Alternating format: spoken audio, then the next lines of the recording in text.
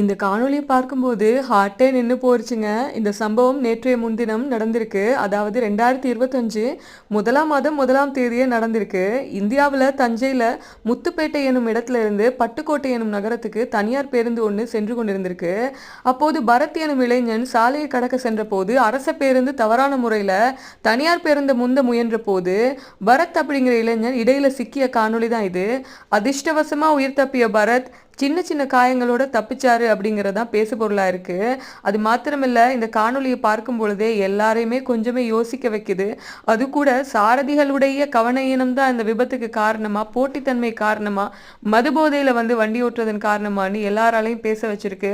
இந்திய ஊடகங்களை தாண்டி தமிழ் ஊடகங்களில் அதிகமாக பகிரப்பட்ட ஒரு காணொலியாக இந்த காணொலி நடந்திருக்கு. நீங்கள் என்ன நினைக்கிறீங்க அப்படிங்கிறத கீழே கமெண்ட் பண்ணுங்கள்.